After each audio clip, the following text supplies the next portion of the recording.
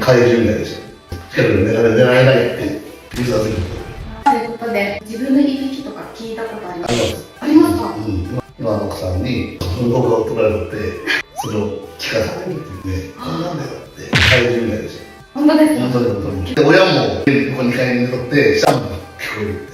そうなんですか。寝たら分かるって。教えてもらえる環境にいるのはすごくいいですね。でもみんなけど寝られないって言うさすぎて。